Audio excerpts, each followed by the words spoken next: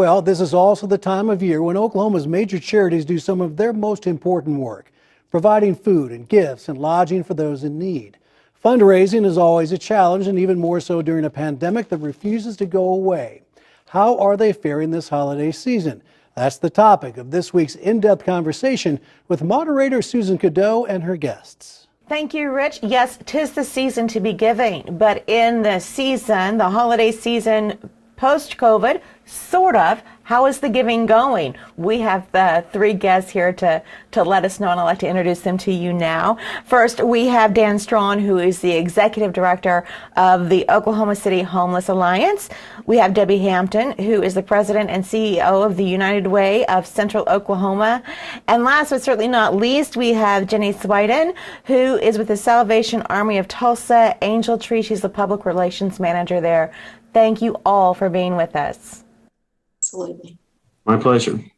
Well, Debbie, I want to start with you. Over the last year, we've seen ups and downs in the job market, and funny, we were just talking about the economy before we started. But how is all of this, everything that America has gone through, how is it translating into giving, especially in Oklahoma?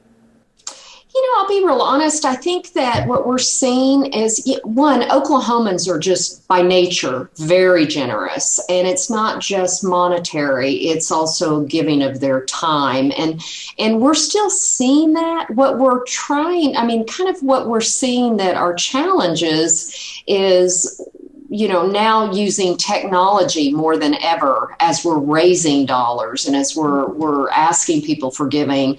A lot of people are still virtual. And so not being able to be in person makes a big impact when we can't have a United Way partner agency literally in person speaking to individuals and really educating people on what they're giving to. But I can tell you, our campaign is still not complete. We're still in the middle of our campaign. It won't wrap up until early February.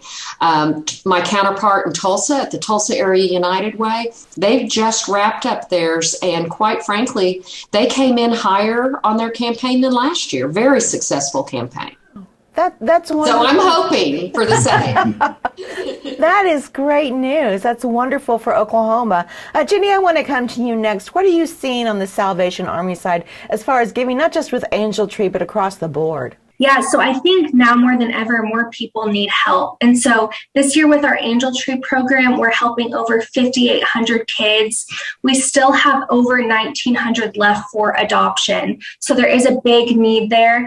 But like Debbie said, a lot of people are going virtual. So you can adopt angels online on our website. You can also donate virtually to our Red Kettle campaign. And this Red Kettle campaign, this funds our year-round programs, serving thousands of people in green country each year. And so both of these programs are so vital, and we really appreciate the community's support.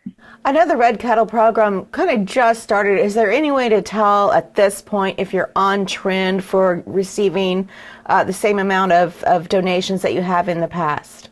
Yeah, so our goal this year is actually higher than it was last year. We're aiming to raise $725,000. So far, we have raised over $263,000. So we still have a chunk to go, but people can donate through Christmas Eve, so there's still time left to help out.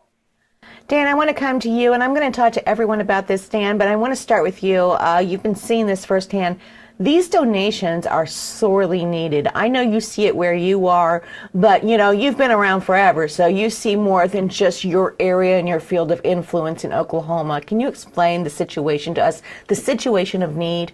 Certainly in central Oklahoma, it's a very generous community, and one of the things they're really good at is kind of responding to disaster. So we saw after the October ice storm last year, just an inrush of items we needed, generators and socks and gloves and cash. And then same thing happened after the February deep freeze. And over a longer term, you're seeing the same thing happen with the pandemic, because that's a crisis response too. And so while the community has been very generous, the need has increased. And, we've seen thousands of evictions in in Oklahoma County, even though, we had a moratorium for a while, and the Community Cares Partnership here in Central Oklahoma has spent $132 million in eviction prevention,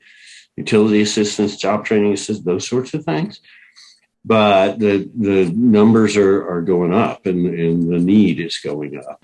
Dan, does the Homeless Alliance have a holiday time fund drive? So we don't really have a fund drive per se.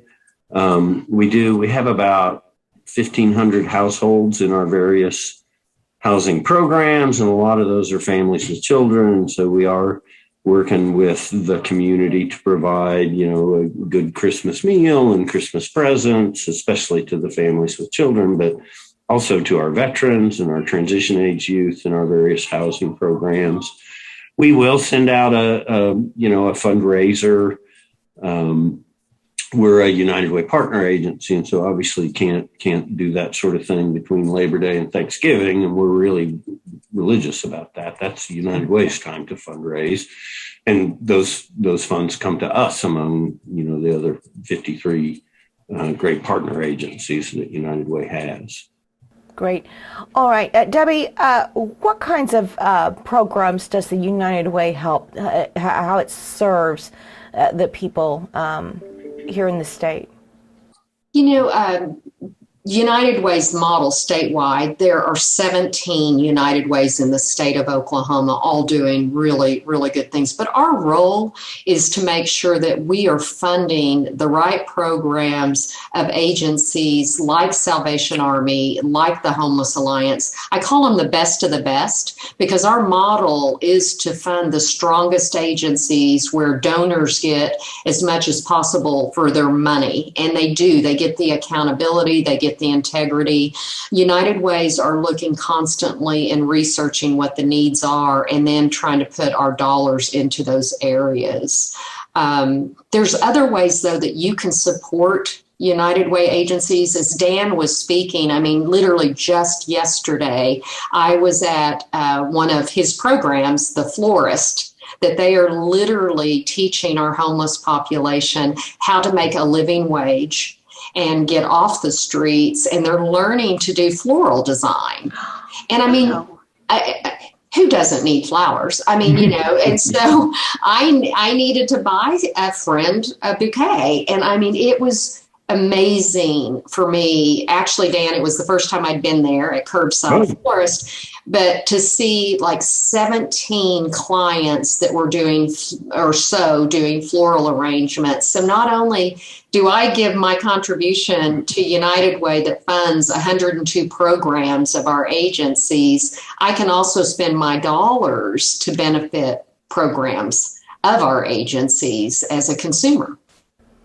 I'm really, so many agencies and not just y'all's have come up with so many wonderful ways. I've even seen individuals, a gentleman up in Tulsa, Jenny, I don't know, Royce Myers with Royce Myers Gallery, during that horrible freeze last year, found someone, and the community came together.